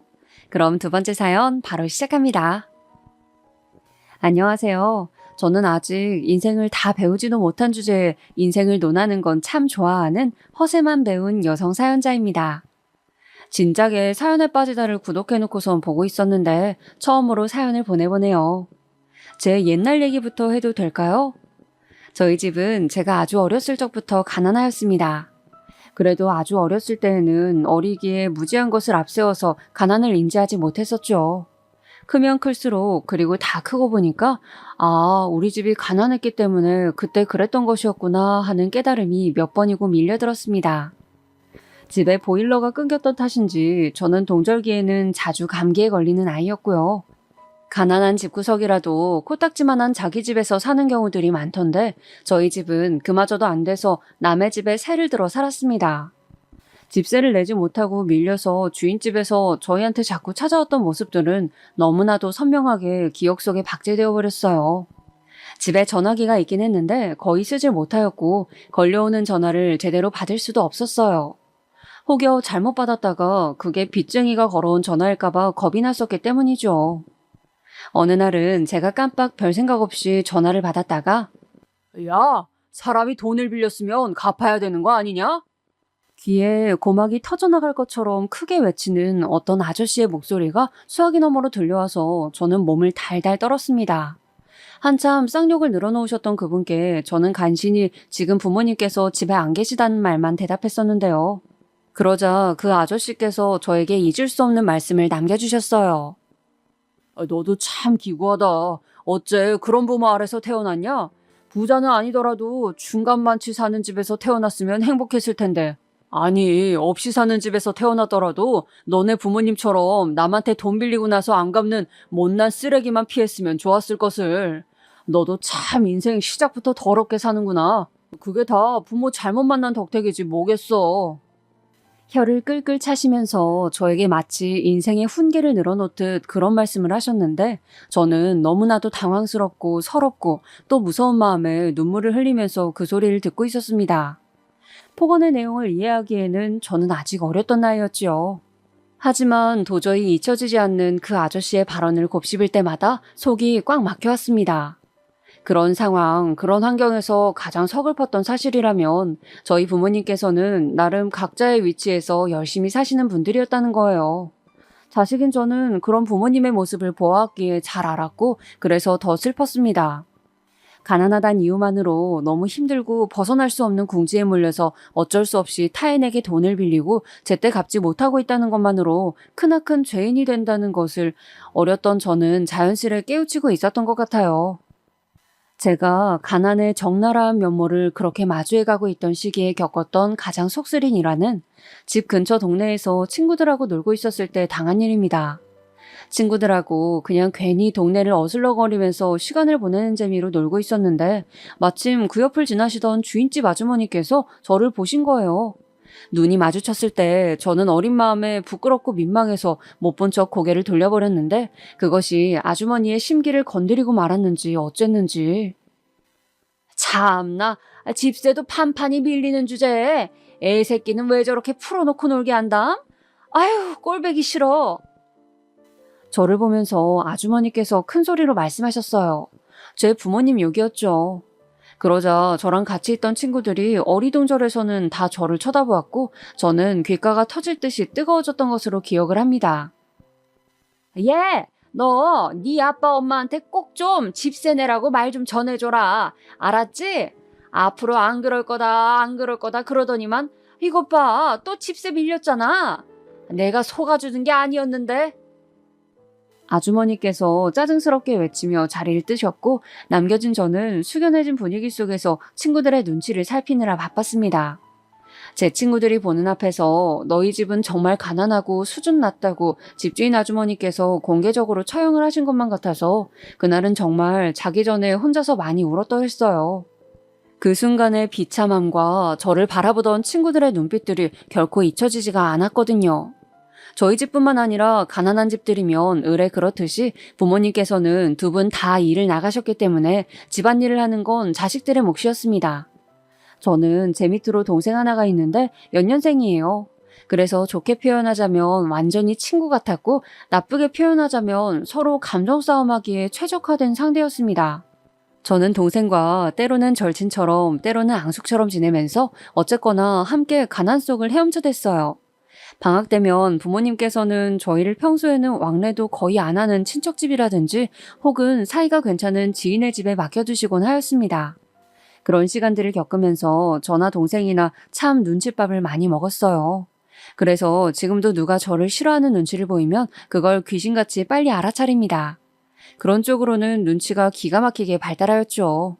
저는 첫째랍시고 그래도 집안 형편이 조금 괜찮다 싶었을 때 학원을 다녀본 적이 있었는데요. 그마저도 학원비가 금세 밀리게 되어서 그만두게 되었어요. 동생은 정식 학원을 다녀본 적이 아예 없고요. 부모님, 저, 동생 이렇게 네 사람 다 생일이라는 걸 챙기지 않았습니다. 생일 케이크 같은 사치는 단 한 번도 누려보지 못하고 자랐어요. 그렇기에 학교에서 친구들이 가족 생일이라서 생일 케이크 촛불 껐다, 무슨 케이크였는데 맛이 어땠다 하는 식의 이야기를 할 때면 이국 문화를 접하는 것처럼 저는 생소하게 느껴졌습니다. 특별한 사람이 아니더라도 그냥 가족끼리도 생일 케이크를 챙겨서 먹는다는 사실을 저는 친구들의 입을 통해서 처음 들어서 깨우쳤었어요. 제 동생도 그런 말을 하더라고요. 친구 집에 초대받아서 놀러가 보고는 깜짝 놀랐다고 말이죠. 집에 도시가스가 있다는 것, 넓은 거실이 따로 있다는 것, 화장실이 쾌적하다는 것, 가족끼리 함께 저녁 식사를 꼬박 챙겨 먹는다는 것. 이런 풍경을 보고 동생은 놀라움도 느꼈고 슬픈 감정도 들었다고 했어요. 지금은 흔하게 널린 햄버거, 치킨, 피자 이런 음식들을 가난해서 어렸을 때 먹어보지 못하였습니다. 방학 때 친척집에 며칠 얹혀 살 때 짜장면을 먹어볼 수 있었던 게 호사였고, 마찬가지로 부모님의 지인 집에 잠시 얹혀 지냈을 때 볶음밥 위에 커다란 계란 부침을 올려서 먹어볼 수 있었던 것이 큰 기회였죠. 주인집의 아들이 햄버거를 먹는 모습을 우연히 본 이후로는 그게 그렇게나 먹고 싶어졌어요. 어린 마음에 저는 가장 믿을만하고 친한 친구에게 가서 햄버거는 돈을 얼마나 줘야지 살 수 있어? 내가 돈을 얼마나 벌어야 햄버거를 사 먹을 수 있을까? 이런 질문을 했더랍니다. 그 친구는 꽤 모범생이었고 성격이 묘하게 엉뚱한 구석이 있었는데 제 질문에 한참 고민을 하더니만 수업이 다 끝나고 하교할 때가 되어서야 저한테 자기 나름의 생각을 주더군요. 내가 가장 좋은 방법을 생각해봤는데 네가 커서 성공하면 원 없이 햄버거를 사 먹을 수 있을 거야. 도대체 내가 어떻게 성공을 하겠어? 너는 우리 집 형편 알잖아. 방법은 하나뿐이야. 공부를 열심히 하면 되지. 그 친구가 진지하게 말을 했는데 저는 코웃음을 치면서 넘겼습니다. 그런데 몇 주 후에 제가 친구들하고 무려 햄버거를 먹는 일이 생겨나 버렸어요. 친구 한 명의 부모님께서 당시에 좋은 일이 있으셨는지 한턱 쏘셨거든요. 따뜻하면서도 햄버거를 받아든 저는 드디어 그것을 맛보고선 충격에 빠졌습니다. 왜냐하면 제가 상상했던 것보다 너무 맛이 있었기 때문이에요. 그 맛있는 햄버거를 먹으면서 저도 모르게 속으로 생각했어요. 동생도 이걸 맛보았으면 좋겠고 부모님도 햄버거를 분명 좋아하실 거다 이런 생각들이요. 남들의 기준에서는 너무 사소할 저의 바람이었지만 저희 집 수준에서는 걱정 없이 햄버거를 사 먹을 수 있게 된다는 건 너무나 큰 목표였습니다. 저는 결심하게 되었죠. 그렇다면 공부를 해서 어떻게든 성공하는 방향으로 가보겠다고요. 동생은 저보다 야물딱진 애였지만 공부머리는 없어 보였어요. 그에 비하자면 제가 더 낫더라고요. 동생한테 공부하라고 크게 강요할 것 없이 바로 저부터 공부를 해서 미래가 달라지는지 시험해보기로 했습니다. 금전적인 지원은 당연히 없었고 제가 자력으로 알아서 공부를 해나가야 했어요. 저는 친구들과 노는 횟수를 점차 줄여나갔습니다. 이것은 비단 공부에 대한 열의를 태웠기 때문이 아니라 제가 점차 친구들과 저희 집 형편이 너무나도 다르다는 것을 체감하게 되면서 내적으로 거리를 두게 되었기 때문이었어요. 어떻게 보면 가난한 제 쪽의 자격지심이었을지도 모르겠어요. 절대로 친구들을 저희 집에 초대하지 않는 것은 물론이고 집 근처에서 만나는 일도 없어졌죠. 그러던 중에 이사까지 가게 되었습니다. 제법 멀리 떨어진 동네로 갑자기 이사를 가게 되어서 저랑 동생은 전학을 해야만 했어요. 부모님께서는 정확한 이유를 함구하셨지만 저는 시간이 좀 지나면서 이사를 한 이유를 스스로 깨우치게 되었죠. 그건 바로 부모님께서 전에 살던 동네 분들과 돈 문제로 얽히면서 관계가 악화되었고 상황이 너무 악화되어서 황급히 이사를 결정하실 수밖에 없었던 것이죠. 나중에 동생한테 물어보니까 역시나 저랑 같은 추측을 하고 있었더라고요. 새로 이사간 동네의 집은 전에 살던 집과 마찬가지로 좁고 낡았으며 새를 들어 사는 곳이었습니다. 그 초라한 새 보금자리에서 저는 조용히 공부만 하였습니다. 이상하게 그 집은 고요하다 못한 적막이 맴도는 곳이었고 설명하기 어려운 우울이 공중에 둥둥 떠다니는 곳이었어요. 공부하는 저를 보면서 동생은 고등학교를 실업계로 가서 빨리 취업하고 돈이나 벌 거라고 그랬어요. 다른 길을 가는 두 사람 중 한 명이라도 성공하면 좋겠다면서 말입니다. 당시에는 몰랐는데 아마 부모님께서는 우울증을 앓고 계셨던 것 같습니다. 벗어나기 힘든 가난이란 처지와 자식들에게 좋은 것 하나 지원해줄 수 없는 형편에 늘 죄책감을 안고 힘들어하셨던 것 같아요. 아버지께서 소주 한 병 까시고는 공허한 눈빛으로 계시는 모습을 볼 때면 저랑 동생은 두려움을 느꼈습니다. 혹시나 아버지께서 극단적인 선택으로 저희 곁을 떠나실까봐 그게 무서웠거든요. 새로 이사간 동네에서 학교를 다니며 저는 구태여 친구들을 많이 만들지 않았고 그저 공부만 붙잡았습니다. 마음이 너무 지치고 힘들 때마다 저를 붙잡아준 것 하나가 있었는데 조금 우습게도 그건 바로 햄버거였어요. 먹고 싶을 때마다 돈 걱정 없이 햄버거를 사 먹을 수 있는 사람이 되고 싶다. 먹고 싶은 거 마음 편하게 하면서 돈에 치여 살지 않는 미래를 꿈꾸었어요. 이대로라면 저희 집은 지난 세월 동안 그랬던 것처럼 앞으로도 쭉 지독하게 가난하고 구질구질할 것이라는 걸 머리가 크고 나니까 저는 정확하게 인지한 뒤였거든요.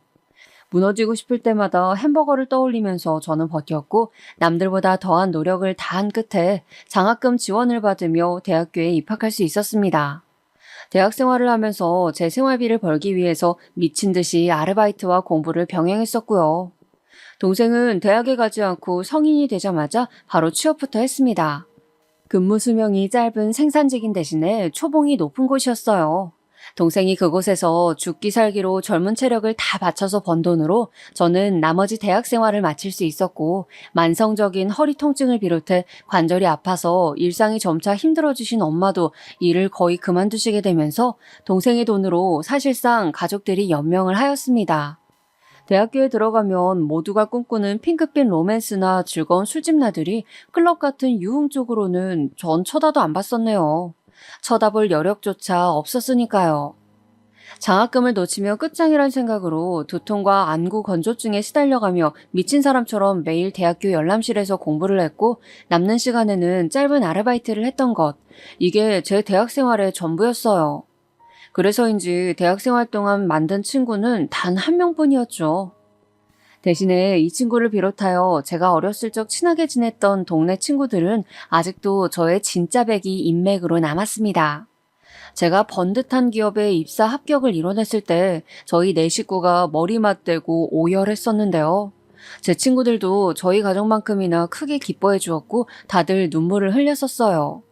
비록 많은 숫자는 아니지만 적은 몇 명이라도 진정한 저의 편이 있다는 게 소중하다는 것을 그때 체감했었네요. 이제 내가 어엿한 정규직으로 돈을 버니까 너는 좀 쉬어. 한동안 쉬다가 지금보다 수월한 직장으로 들어가. 너 지금까지 너무 힘들게 일해왔잖아. 이제는 내가 하면 돼. 저는 입사하고 한 달째가 되었을 때 첫 월급날을 앞두고 동생한테 말했습니다. 혹사당하다시피 하면서 굳은 일에 매달려온 동생이 쉬기를 바랐어요. 저는 진심이었는데 동생이 고개를 가로저었죠.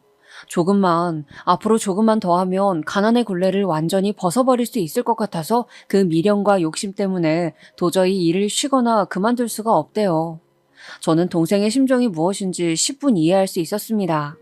그래서 더 동생을 설득하지 못하였고 저나 동생이나 돈을 버는 족족 쓰지도 않고 모아갔어요. 가난에 한이 맺혀본 사람들만이 이런 행동을 공감할 수 있을 거예요. 그때로부터 3년이 지났을 때 저랑 동생은 부모님 앞으로 작은 집을 마련해드렸습니다. 신축도 아니었고 고급 브랜드 아파트도 아니었지만 깨끗하고 안전한 보금자리였어요. 입주하던 날에 엄마가 계속 흐느끼셨는데 그 모습이 왜 그렇게 작고 연약해 보였는지 모르겠습니다. 어렸을 적에 바라봤던 엄마는 지독한 가난 속에서도 늘 꿋꿋하고 강인하셨던 분이셨거든요. 그런데 어느새 세월이 많이 흘러서 너무나도 작아지셨고 힘들게 사느라 몸 이곳저곳 안 아프신 데가 없는 것에 너무 마음이 아팠습니다. 이삿짐 푸는 작업하면서 새참으로 햄버거를 배달시켜 먹었는데 정말 감개무량하였어요. 만약 내가 이 햄버거를 갈망하지 않았다면 지금쯤 어떻게 되었을까? 주어진 수준에 순응하고 살았다면 좋은 회사는커녕 대학교 입학도 어려웠겠지. 사람 일이 마음가짐에 달렸다는 게 정말 신기하고 대단한 것 같다. 그러면서 저는 또 다짐하였죠. 현재까지 온 것에 안주하지 말고 앞으로도 멈추지 않고 달릴 것이라고 말입니다. 그래서 저는 앞으로 내내 제 앞에는 멋진 도약만이 있을 줄로만 알았어요. 하지만 인생은 위로 떠오르는 구간이 있는가 하면 갑자기 아래로 뚝 떨어지기도 하는 롤러코스터와도 같다는 걸 저는 새삼 체감하게 되고 맙니다. 제가 슬프게도 아래로 뚝 떨어지는 경험을 하기 전까지 저는 열심히 재직 생활을 하면서 연애도 하고 있었어요. 함께 있으면 위로가 되고 미래의 이야기를 하게 되는 남자가 있어서 이 사람과는 어느덧 결혼을 꿈꾸게 되었더랍니다. 한때는 내가 과연 결혼할 수가 있을까? 나 같은 수준의 남자를 만나면 같이 지옥인데 두 사람만 지옥이면 다행인데 자식을 낳으면 그 자식은 태어나 보니 지독한 가난 속 그럼 그 자식은 태어나고 싶었을까? 이런 생각에 사로잡혀서 저와 결혼은 전혀 가까울 수 없는 사건이라고 생각을 했었건만, 그랬던 제가 세월이 흘러서 연애도 하고 결혼까지 하게 되니까 너무 신기하더라고요. 제가 결혼하기 직전에 일이 하나 있었는데, 그건 바로 성인이 되자마자 고된 일을 시작해서 계속 해온 탓에 건강 이상을 겪은 동생이 드디어 일을 그만두고 그로부터 얼마 되지 않아서 결혼을 한 대사건이었습니다. 결혼식은 나중에 차차 올리겠다면서 먼저 혼인신고부터 마쳤더라고요. 저는 물론이고 부모님께서도 깜짝 놀라서 뒤집어지셨습니다. 아니 세상에 어떻게 이런 일이 있을 수가 있는지, 저는 제가 저의 동생을 잘 알고 있다고 생각하면서 살아왔는데 꼭 그렇지도 않았다는 걸 그때 처음 느꼈었네요. 혼인신고하고 일단 같이 살림 합쳐서 살 거라고 하길래 당연히 제가 웬만한 것들을 다 지원해줬지요. 동생을 위해서라면 아깝지 않다고 여겼어요. 갑작스러운 동생의 결혼 때문에 제가 수중의 돈을 왕창 써버리고 나서야 조금은 아차 싶었던 게, 저 역시도 당시에 남편하고 결혼 얘기를 진행하고 있었기 때문입니다. 그런데 제가 남편하고 이런저런 조율을 끝내기도 전에 동생한테 앞뒤 재지도 않고 돈을 팍팍 써버렸던 거였죠. 제가 남편한테 이실직고를 했었는데 그런 저를 남편은 선뜻 이해해 주었어요. 가난에 한이 맺혀서 자란 저희 집 사정을 남편은 들어서 대강 알고 있었기 때문에 포용을 해주더라고요. 그래서 저는 이 남자라면 정말 믿고 내 남은 인생을 걸 수 있겠다는 생각이 들어서 결혼을 확 서둘러 버렸습니다. 원래 같았으면 좋기 6개월 뒤에야 했을 결혼을 빨리 앞당겨 버린 것이었죠. 결혼한 뒤로 제가 몇 달 지나지 않아서 일을 그만두게 되었어요. 그 아까운 직장을 가벼운 마음으로 그만둔 것은 절대 아니었고, 다름이 아니라 제가 첫 임신을 했었는데 자잘한 몇 가지 사건을 겪으면서 스트레스가 심했던 탓인지 유산이 됐었거든요. 그리고 나서 다시 임신이 되었는데 제가 직장 다니는 게 너무나도 불안하다면서 남편이 퇴사를 종용하였습니다. 그래서 저는 남편의 뜻에 따라서 결국 직장을 나올 수밖에 없었어요. 애지중지 태교를 하면서 뱃속의 생명을 세상에 탄생시켰고요. 그런데 참 이때부터 하늘도 무심하다는 소리가 계속 나왔던 게, 제가 출산 후에 많이 아팠어요. 사경을 헤매기도 했었을 정도로 심각하였습니다. 정말 간신히 기적적으로 건강을 회복한 이후로는 기가 막히게도 저희 아이가 아팠어요. 하루 24시간을 꼬박 아이한테 매달려 있어야만 했고요. 남편은 사업에 뛰어들고 중요한 때를 보내고 있었기에 제가 독박 육아로 아이를 돌보며 집안일을 했습니다. 어디를 함부로 나가볼 수도 없었어요. 이렇듯 끊임없이 몰아치는 시련 속에서 말도 못하게 힘들었던 시기였었네요. 한 2년을 그렇게 나 죽었다 생각하고 참으면서 살다 보니까 점차 숨통이 트이는 시기가 찾아왔습니다. 그러면서 내심 씁쓸하기도 하였어요. 밖에 나가서 한 달 50만 원씩이라도 벌어오고 싶었어요. 사람들 사이에 섞여서 일을 하고 싶었던 게 본심이었지만 상황이 따라주지 않았죠. 그런데 아이가 초등학교에 들어가면서 남편의 사업이 위기를 맞게 됩니다. 이제는 상황상 제가 푼돈이나마 벌어와야 하게 되었던 거예요. 시댁이 워낙 멀기 때문에 저는 친정부모님께 먼저 연락을 드렸습니다. 부모님의 건강이 좋지 않아서 아이를 맡겨두는 건 그동안 상상조차 못 해봤었건만 제가 드디어 그런 부탁을 드려보게 된 거예요. 엄마께서 저희 집으로 출퇴근을 하듯이 와주셔서 아이를 봐주신다면 가장 좋겠다는 생각이 들었고 그대로 말씀을 드렸는데 저는 이때 충격적인 사실을 접하고 맙니다. 한참 머뭇거리시던 엄마께서 저한테 이런 소리를 하시는 거예요. 네 아버지 상태가 예전 같지 않아. 너는 가끔 와서 짧게 보고 가니까 잘 몰랐겠지만 특히 최근 들어서는 더더욱 예전 같지 않다는 게 느껴지네. 아니 엄마, 그게 무슨 말씀이세요? 엄마가 아버지 옆에 꼭 붙어 있으셔야 한다는 이유가 그거예요? 암만 해도 제 눈에는 아버지 거동이 불편해 보이진 않았는데. 그런 것이 아니라 네 아버지 말이다. 아무래도 치매가 시작된 것만 같아. 네? 엄마, 치매라뇨? 아버지 연세에 벌써 치매라뇨? 그건 말도 안 되잖아요. 너무 가혹하잖아요. 이럴 수는 없는 거잖아요. 어떻게 치매가 올 수 있어요? 저는 상황을 부정하고 싶은 마음에 절대 아닐 거라고 그런 말씀을 드려봤지만 그건 엄마의 마음을 더 아프게 만드는 쓸데없는 짓이었습니다. 이미 엄마는 아버지의 상태를 실시간으로 눈치채고 계셨으니까요. 자식들에게 또 짐을 지우게 되는 슬픈 소식을 빨리 알리고 싶지 않으셔서 함구하고 계셨대요. 너무 힘들게 살아오셨던 전적 탓에 치매 증세를 겪게 되신 것 같아서 저는 자식으로서 아버지께 죄송한 마음이 들었습니다. 동생 쪽도 어쩌다 보니 사정이 좀 안 좋게 되어서 그쪽에 부탁을 할 수는 없었고 결국 저희 아이는 학원과 동네 이웃집을 병행하면서 돌봄을 받기로 하였습니다. 저는 일을 나가기 시작하였고요. 사무직 아르바이트와 시식 판촉 아르바이트를 하면서 평일과 주말을 가리지 않고 일을 하며 시간을 보냈습니다.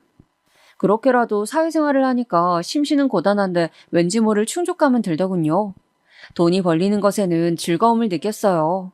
제가 본격적으로 밖에서 돈을 벌며 지내고 있다고 하니까 친구들은 하나같이 저한테 정식 일자리를 구하는 게 낫다는 의견들을 주었습니다.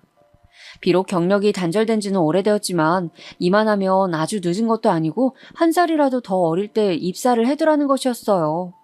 듣고 보니까 솔직하더군요.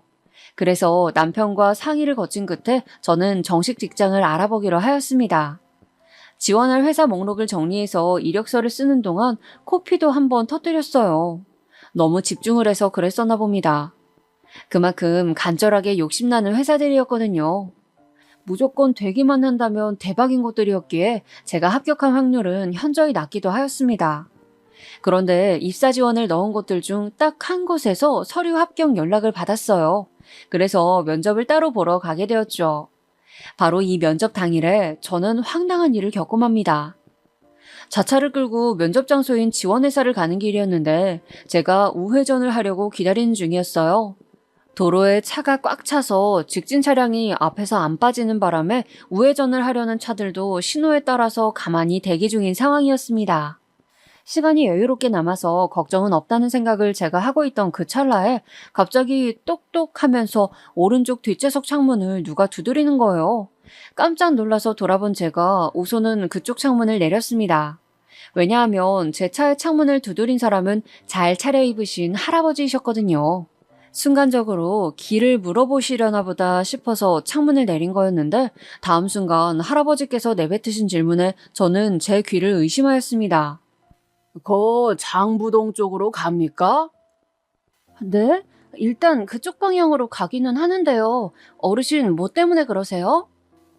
제가 얼떨결에 대답을 하자마자 할아버지께서는 차문을 열고 냉큼 올라타셨습니다. 저는 완전히 이 어이가 없는 상황에 압도당해서 할 말을 잃어버렸죠. 기사님, 일단 장부동 백면 사거리 쪽으로 가주이소.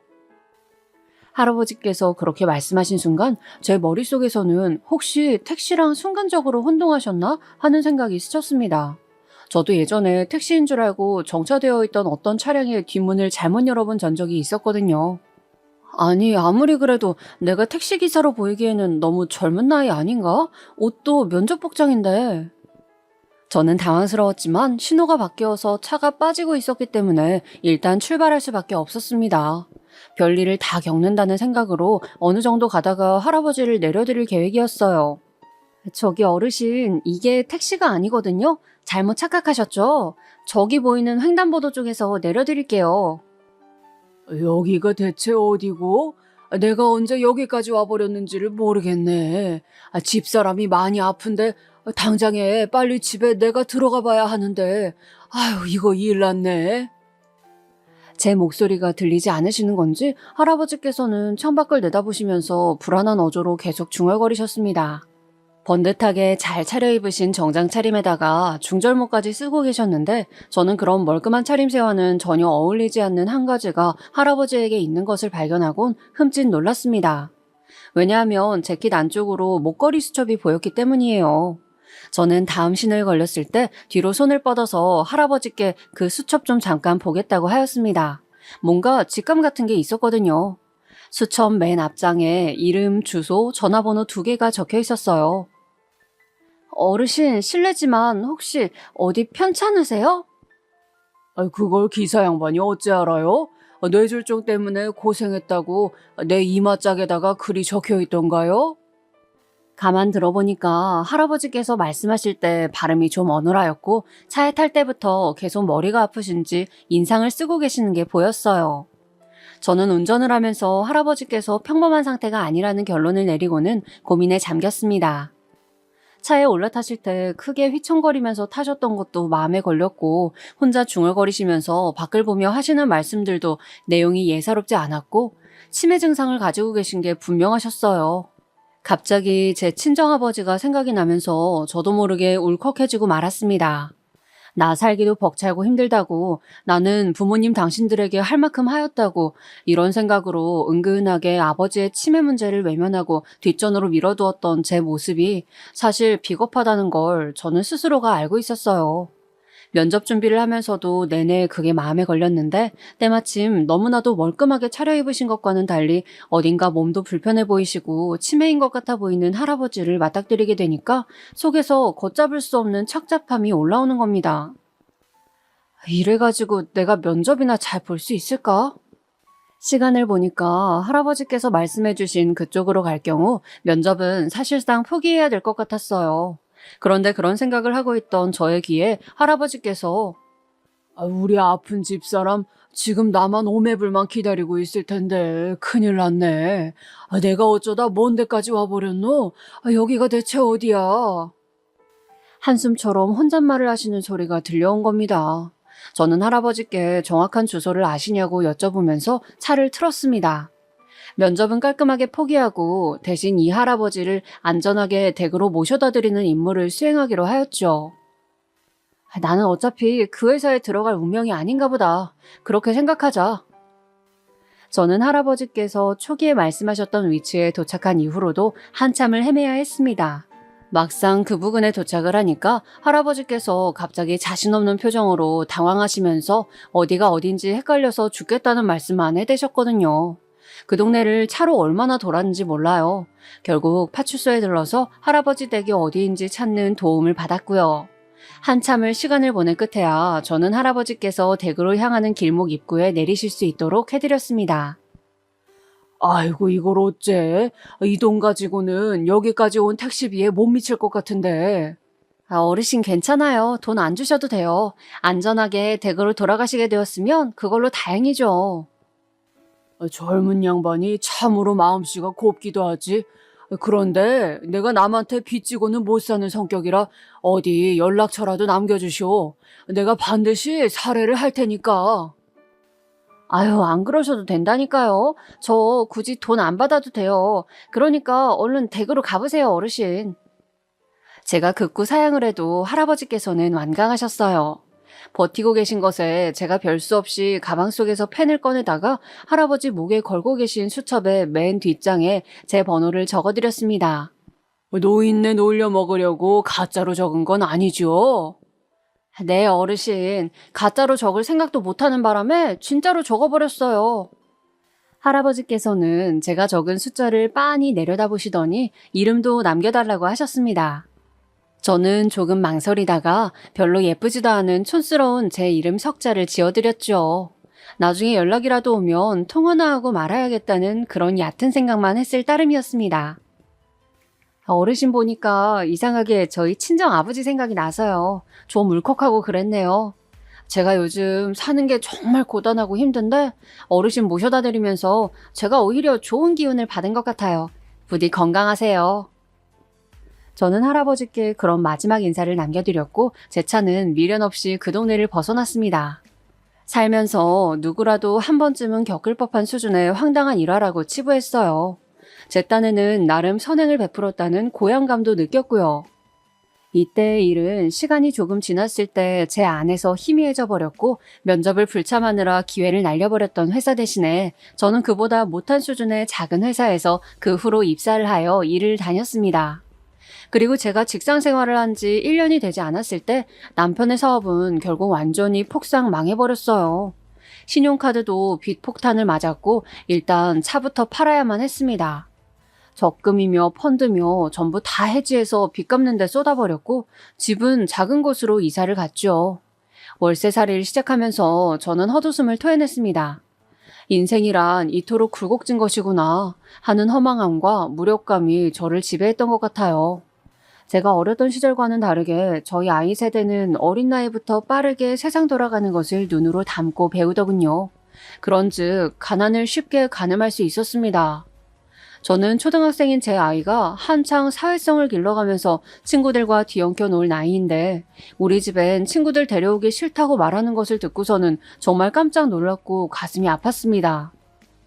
조심스레 왜 그러냐고 이유를 물어봤더니 집이 친구들 집보다 좋지 못해서 부끄럽다고 하더군요. 친구들 보여주기 창피하다고 하였어요. 제가 저희 집의 가난을 조금씩 인지해가면서 한 해 한 해 나이가 들어가며 성장할 때마다 가난을 증오하게 되었던 저의 그 과거가 떠올랐어요. 제 자식에게는 그런 경험을 하지 않게 하고픈 마음이었는데 어쩌다 상황이 이렇게 악화가 되었는지 정말 하늘이 무심하였습니다. 너무나도 괴롭게 버티는 나날이었지만 결혼 전에 제가 동생한테 돈을 다 써버렸을 때 그걸 무던하게 이해해 주었던 남편의 모습이 떠올라서 저도 의리를 지키고자 하였어요. 힘들 때 저버리고 떠난다면 그건 가족의 모습이 아닐 것 같았죠. 참고로 제 동생은 결혼 후에 다시 재취업을 하였다가 건강이 확 안 좋아져서 그만두었고 그 다음에 다른 곳에 들어갔다가 또 건강 문제로 퇴사를 한 상태였습니다. 가난한 탓도 있었지만 원체 건강 체질과는 거리가 멀기도 하였던 엄마를 동생이 빼닮은 것 같아서 속이 쓰렸어요. 그리고 가족을 부양하느라 20살 때부터 낮과 밤, 평일과 주말을 가리지 않고 생산직 업무에 시달렸던 동생의 전적이 건강 악화를 불러온 것만 같아서 저는 죄책감도 느꼈습니다. 그래서 친정 식구들에게는 아무리 힘들어도 일절 도와달라는 소리는 안 하면서 지냈어요. 시부모님께서는 남편 사업 실패로 생긴 빚을 다 갚을 수 있도록 재산 털어서 지원해 주셨고요. 저희 부부는 시부모님께 뭐 하나 제대로 해드린 것도 없었건만 정말 민망하고 죄송스러웠습니다. 돈이 없으니까 무조건 절약정신으로 살았죠. 옷이랑 신발 사는 것도 무조건 아이 것만 구입했고 저나 남편은 외투 한 벌을 허투루 못 샀습니다. 금전적인 여유가 없는 채로 사는 것, 저는 그것을 처절하게 경험해봤던 사람이었기 때문에 그나마 견뎌나갈 수 있었던 것 같아요.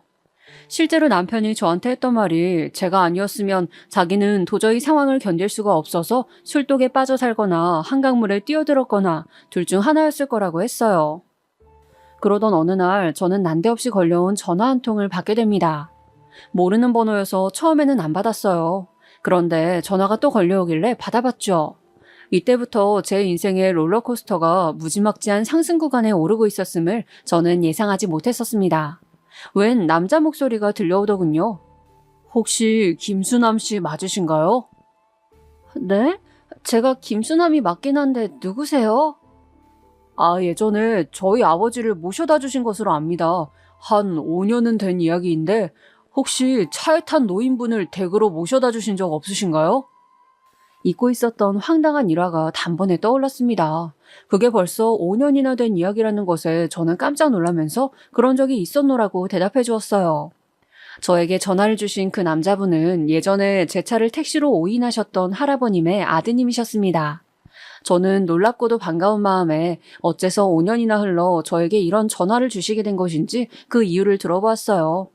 할아버지께서는 3년 전부터 극심해진 치매와 체력 저하 등으로 시설에 입소해 지내고 계시는 중이라 하였습니다. 상태가 너무 나빠져서 가족들도 슬슬 마음의 준비를 하기 시작한 지 몇 주가 되었는데 바로 얼마 전부터 그 할아버지께서 정신이 또렷해지는 횟수가 잦아졌고 자식들 앞에서 옛날에 있었던 이야기를 줄줄 꺼내놓기도 하셨대요.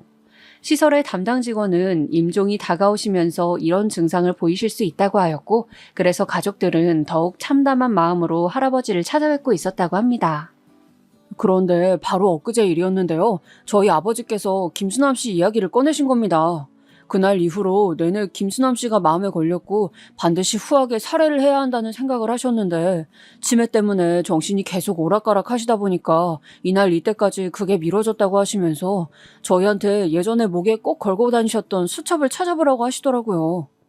할아버지께서는 당신의 은인에게 은혜를 갚고 떠나야 하늘에서 떳떳하게 집사람을 만날 수 있다며 자식들에게 강조하셨다고 합니다. 알고 보니까 할아버지의 아내분께서는 이미 10년도 더 전에 세상을 떠나셨대요. 분명히 제 차에 올라탔을 때 할아버지께서는 댁에서 아내분이 기다리고 계신다고 하셨었는데 치매 때문에 슬픈 혼동을 하셨던 겁니다. 저는 이 갑작스러운 이야기에 압도당해서 무슨 말도 제대로 하지 못한 채 그냥 듣기만 했던 것 같아요. 저희 아버지께서 말씀하시기를 꿈에서 김수남 씨가 운전하는 차를 얻어 탔는데 비용을 내지 못해서 차에서 내리지 못하고 내내 갇혀있는 꿈을 몇 번이나 꾸셨대요. 그리고 그 차가 매번 멈춰 서는 곳이 제 여동생이 운영하는 카페 앞이었대요. 저희 아버지 치매가 심해진 이후론 꿈꾸셨다는 이야기를 하시는 걸 처음 들어봤거든요. 아무래도 저희 생각에는 예사일이 아닌 것 같아서 아버지 뜻에 따라서 김수남 씨에게 사례를 해드리고 싶습니다. 차림새가 번듯하셨던 할아버지, 옳게 찾아갔던 댁도 뒷산 집들이 몰려있는 동네였는데 정말로 자산가이셨나 보더라고요. 할아버지의 따님께서 굉장히 유명한 카페를 운영하신 지 꽤 되었는데 이사 문제로 내놓으실 계획이래요. 그런데 이걸 할아버지께 그 따님은 전한 적이 없었건만 할아버지께서는 꿈속에서 그런 내용을 꾸셨다는 겁니다. 가족들은 상의를 한 끝에 저를 찾아서 저에게 그 카페를 그냥 넘겨주기로 결정했대요.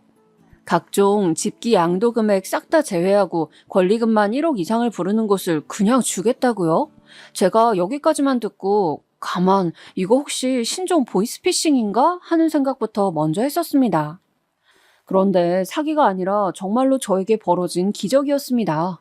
저에게 운영할 생각이 없더라도 일단 받았다가 남에게 팔아서 이윤 보시라고 그 가족들이 그렇게 말을 하더군요. 이게 있을 수나 있는 일입니까? 저도 놀랐지만 남편이 진짜 까무러칠 듯 놀라더라고요. 고민하다가 아무리 그래도 이건 너무 과한 사례인 것 같아서 거절을 했는데 그때 할아버지의 상태가 확 악화되어서 오늘 내일 하시는 바람에 그 가족들이 아버지께서 근심 없이 하늘에서 어머니를 뵐 수 있도록 가게를 받아달라고 호소를 하셨고 저는 결국 못 이기는 척 받아버렸습니다. 매장에는 베테랑 매니저와 가게 일에 빠삭한 아르바이트생들이 있어서 할아버지의 따님 말 맞다나 제가 직접 팔 걷어붙이지 않아도 되더라고요.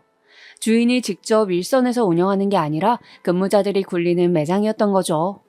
할아버지께서는 아침 이른 시각에 돌아가셨고 그래서 곁에는 마침 아드님과 따님 그리고 큰 손자분 이렇게 가족은 셋뿐이었대요.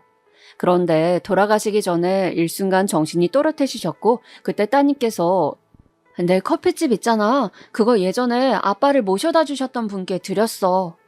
이렇게 알려주셨대요. 그러자 할아버지께서 정말 잘했다. 덕분에 내가 홀가분하다. 내 복이고 네 복이다. 이렇게 대답해 주시면서 얼마 안 있다가 숨을 거두셨다고 하더군요. 그 이야기를 전해 듣고 가슴이 찡하고 기분이 정말 묘했습니다. 저는 원래도 잘 되는 카페, 주말이면 주차장이 미어터지는 대박집을 얻게 된 것이었지만 정말 희한한 일이 점차 벌어졌어요. 제가 운영에 대해 잘 알지 못하니까 그냥 열심히 청소하고 매니저랑 직원들이랑 알바생들 잘 챙겨주고 이런 것만 했거든요. 굳은 일이나 급한 수리해야 할 일 이런 것들은 전부 남편이 다 했고요. 딱 그렇게만 했을 뿐인데 4개월, 5개월째가 지나면서부터는 전년도에 동월 매출을 추월하기 시작했습니다. 이 카페는 처음 생겼을 때부터 좋은 위치와 멋진 인테리어 등으로 인기가 많았다고 하지만 최고 매출은 제가 주인이 되고 나서부터 싹 갱신이 되었어요. 조금 과장을 보태서 표현하자면 정말 미친 듯이 돈이 벌리더군요. 이래도 되나 싶을 만큼 잘 돼서 한편으로는 괜한 걱정과 두려운 마음이 들었을 정도였어요. 그런데 신기하게도 저한테 이런 대박 카페를 선뜻 내어준 그 따님을 비롯해서 할아버지의 가족분들 있잖아요. 원래도 유복한 집안이었지만 그 후로 더더욱 잘 됐어요. 죄다 잘 풀려서 제 마음도 편해졌던 것 같아요. 수중에 돈이 많아지니까 일상에 활력이 생겼고 남편이랑 아이랑도 더 화목해졌습니다. 이사간 아파트에 저희 아이가 자기 친구들을 초대해서 놀았을 때 그 모습을 보면서 얼마나 기뻤는지 몰라요. 컨디션 난조 때문에 일하는데 애먹고 있었던 동생도 제가 도와주었고요. 치매로 오락가락 하시는 아버지를 돌보시는데 엄마가 힘들어하지 않도록 돌봄 서비스 이런 것들도 제가 싹 다 신청해서 전보다 더 상황이 좋아지셨어요. 아직 아버지를 시설로 보내는 것은 우선 엄마부터 결사반대를 외치고 계시기에 보류 중이에요. 그리고 또 저의 갑작스러운 기적 같은 이야기를 질투하기는커녕 진심 어린 마음으로 기뻐해 주었던 제 오랜 친구들과도 더욱 사이가 좋아진 것 같아요. 저는 친구들에게 베풀 수 있게 된 저의 위치가 그저 감동스러울 따름이에요. 열심히 매장 관리하면서 일해주는 우리 매니저, 직원, 알바생들에게 늘 고마운 마음이 들어서 최대한 편의를 봐주고 또 배려를 해주고 있습니다. 그래서인지 다들 자기 매장처럼 자기가 주인인 것처럼 성심성의껏 일을 하는 것 같아요. 아무도 쉽게 상상하지 못할 이런 놀라운 이야기의 주인공이 제가 될 줄은 모르고 살아왔습니다. 마치 제가 재벌집 딸이 평생 그 사실을 모르고 살다가 어느 날 저의 자리를 찾게 된 그런 극적인 주말 드라마의 주인공이 된 것만 같았어요. 주말 드라마 같은데 보면 꼭 그런 출생의 비밀이 나와서 참 자극적인 소재를 갖다 쓴다라고 생각했었는데 저의 이야기가 더 극적인 것 같아요. 이래서 현실이 영화나 드라마를 앞선다고 하나 봅니다. 어제는 친정 부모님을 뵙고 왔어요. 그런데 아버지께서 저를 알아보시는 둥 마는 둥 하시더군요. 아버지의 얼굴에 패인 주름에는 저희 가족의 역사가 담겨 있었어요. 가난에 슬퍼하고 치를 떨었던 옛 순간들도 그 안에 남아 있었고요. 그래서 저는 아버지를 바라보면서 너무나도 서글펐습니다. 다시는 돌아오지 않을 그 힘들었던 과거 속에 아버지께서 갇혀 계신 것만 같았기 때문입니다. 당신의 맏딸은 그 과거에서 영영 벗어나 이제 기적과도 같은 일상을 영위하고 있건만 어째서 아버지께서는 이토록 좋은 순간에 치매라는 악마 때문에 기억이 과거에 머물러 계신 것인지 사람의 인생이란 화려하고도 허무한 것이라는 생각이 들었네요. 어쨌거나 삶은 곧장 앞으로 나아가는 것, 그렇기에 저는 슬펐던 어제를 뒤로하기 위해 오늘 이렇게 사연이란 결과물을 만들어냈습니다. 내일은 더 행복하고 알차게 살아야죠. 제가 제 차에 갑자기 올라타신 어느 할아버지께서 저에게 기적을 선사해 주실 주인공이라는 것을 감히 상상도 하지 못했던 것처럼 인생은 예측 불허의 롤러코스터니까 말입니다. 늘 최선을 다해 사는 것만이 정답일 거예요.